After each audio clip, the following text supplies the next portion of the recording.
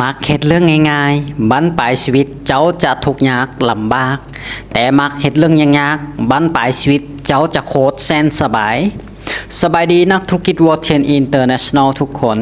เฮาเดินทางเข้ามาสู่บทที่3ในหัวข้อบทที่3ก็คือติดกระดุม7 เม็ดผลิตความสำเร็จในธุรกิจถ้าพร้อมแล้วไปรับฟังเนื้อในกันเลยโดยกระดุม7 เม็ดนี้เราจะเริ่มเข้าสู่กระดุมเม็ดแรกกระดุมเม็ดแรกก็คือธุรกิจคือการซื้อซ้ำทุกคนต้องเข้าใจว่าการซื้อซ้ำเท่านั้นจึงเอ่ยว่าธุรกิจถ้าสิ่งใดก็ตามค่ายไปครั้งเดียวจบตลอดชีพตลอดศาสตร์ครั้งเดียวเลยเขาบอกเอ่ยว่าธุรกิจยกตัวอย่างเช่นถ้าข้าพเจ้าอยากจะปล่อยเสื้อกันหนาวมือซองออกไปเป็นเสื้อที่ข้าพเจ้าซื้อมาอาจจะใส่ประมาณ10 กว่าครั้ง20 กว่าครั้งแล้วคาดว่าจะบ่ใส่แล้วเสื้อตัวนี้แล้วก็เลยโพสต์ออกไปเพื่อค่ายไปแล้วก็จบเลยแบบนี้เขาเอิ้นว่าธุรกิจได้บ่ทุกคน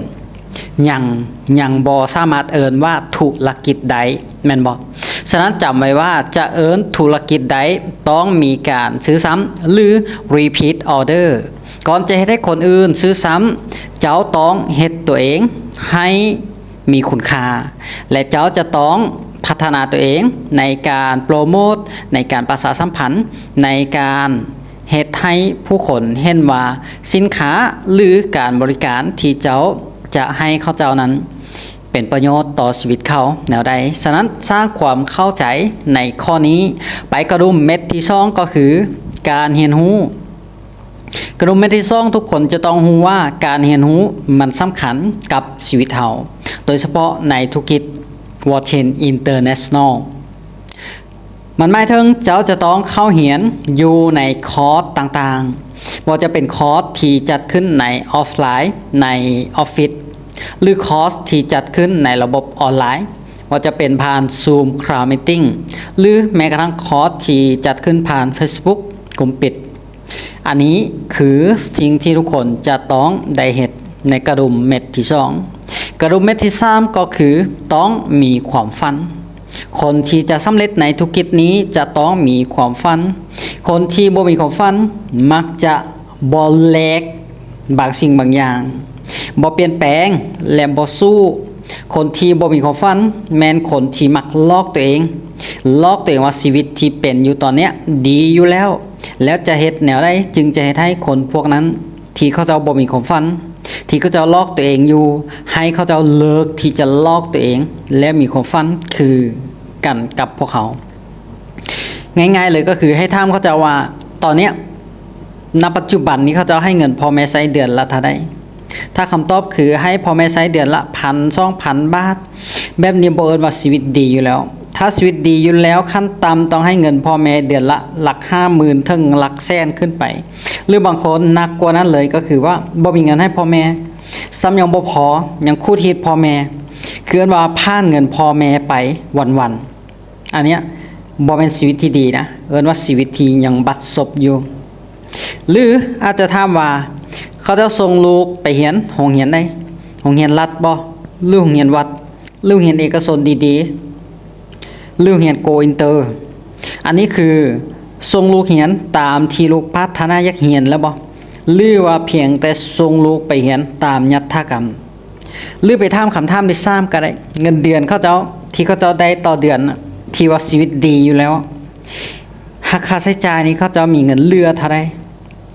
บางคนบอกว่าอย่าว่าเหลือเลยจะจ่ายกุมเดือนก็ยังบ่พอด้วยซ้ำแล้วมีหลักประกันนะได้ว่าชีวิตดีอยู่แล้วบางคนว่าเหลือเพียงเดือนละ 1,000-2,000 บาทคำถามคือเหลือเพียงละเดือน 1,000-2,000 บาทแล้วจะมาบอกว่าชีวิตดีอยู่แล้วมันบ่ใกล้เคียงเลยอันนี้คือคำถามที่เฮาจะต้องถามลูกค้าที่เขาจะบอกว่าชีวิตเขาดีอยู่แล้วนี่คือกระดุมเม็ดที่3เฮ็ดน่ะได้ให้เขาเจ้ามีความฝันถามด้วยคำถามประมาณนี้กระดุมเม็ดที่4คือสร้างความเข้าใจที่ถูกต้องในธุรกิจพอบางคนเข้าใจผิดว่าเข้ามาธุรกิจนี้แล้วบ่เฮ็ดหยังแล้วชีวิตจะรวยเลย ข้อนี้สำคัญนะสำคัญที่จะต้องสอนและก็ปรับความเข้าใจเขาเจ้าให้เขาเจ้าเข้าใจอย่างท่องแท้ว่าจะยกตัวอย่างถึงข้อเท็จจริงที่ทุกคนต้องเข้าใจนะถ้าขายเครื่องเจ้าคิดว่าคนซื้อกับคนบ่ซื้ออันใดหลายกว่ากันแน่นอนว่าคนซื้อน้อยกว่าคนบ่ซื้อและถ้าจะถามต่อไปว่าคนซื้อซ้ำกับคนที่ซื้อครั้งเดียวจบเลยอันใดหลายกว่ากันแน่นอนว่าคนที่ซื้อซ้ำน้อยกว่าคนที่ซื้อครั้งเดียวจบคือกันเลย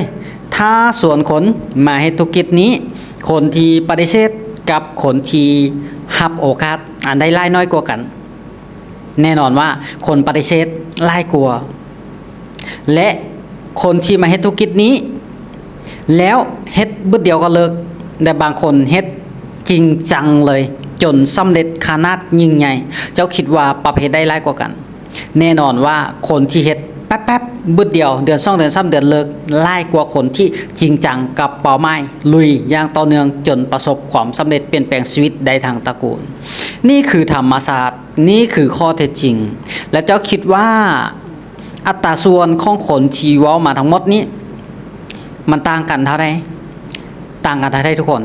ในความเป็นจริงแล้วมันต่างกันมันมีความห่างกันอยู่ที่ 95% กับ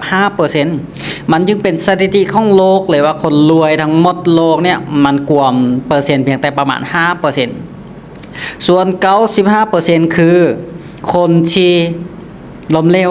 คนที่ยากจนตลอดชีวิตคนที่อึดอดทนบึกบึนกับการสร้างความฝันของคนอื่นแต่กับจะมาสร้างความฝันตัวเองเขาเจ้าบ่อึดบ่อดบ่ทนบ่บึกบ่บึนเฮ็ดน้อยเดียวเลิกฉะนั้นเข้าใจในกระดุมเม็ดที่4ไปกระดุมเม็ดที่5คือการแสดงออกอย่างเหมาะสมในการเป็นผู้นำอันนี้คือกระดุมเม็ดที่5ที่ทุกคนจะต้องติดแล้วคำถามคือแล้วอันใดที่แสดงถึงการแสดงออกอย่างเหมาะสมอย่างเช่นเจ้าบ่มักผู้นำแบบใดเจ้าบ่มักผู้นำวางตัวนะได้เจ้าบ่มักผู้นำเว้าจานะได้เจ้าบ่มักผู้นำประพฤตินะได้เจ้าก็อย่าเฮ็ดแนวนั้นอย่างเช่นบ่มักผู้นำเว้าคมเพิ่นยอโตเจ้าก็อย่าแสดงออกในการเป็นผู้นำที่เว้าคมเพิ่นยอโตบ่มักผู้นำเห็นแก่ตัวเจ้าก็อย่าเห็นแก่ตัวเพราะว่าอนาคตเจ้าจะเป็นผู้นำทีมขนาดใหญ่บ่มักผู้นำที่เว้าลบๆในองค์กรเจ้าก็อย่าฝึกที่จะเว้าลบๆช่วงลงองค์กรเพราะอนาคตเจ้าจะเป็นผู้นำที่ยิ่งใหญ่นี่คือกระดุมเม็ดที่5กระดุมเม็ดที่6คือเฮ็ดเวียกพื้นฐานด้วยตัวเองให้เป็นทั้งหมดและเฮ็ดแบบนั้นซ้ำๆคำถามคือเวียกพื้นฐานเนื้องานพื้นฐานคือหยังง่ายๆเลยงานพื้นฐานที่เจ้าควรที่จะเฮ็ดต่อเนื่องเลยก็คือกินขายขยายส่งต่อ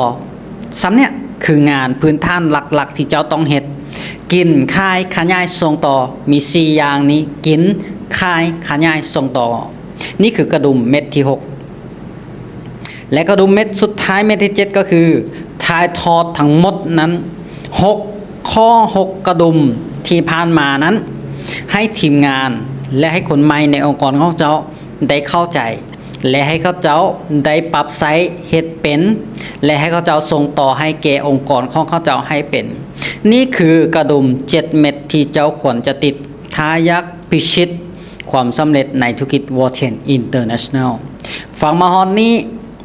เนื้อหาและใจความของบทที่3ก็ได้สิ้นสุดลงเพียงแต่เท่านี้แล้วพบกันอยู่ในบทต่อไปเนื้อหาต่อไปอย่าลืมฟังซ้ำๆจนจื้อจำได้นำใช้ให้เป็นแล้วเจ้าจะสำเร็จยกทีมได้อย่างแน่นอนสำหรับคลิปนี้ฝากไว้สำนี้สบายดี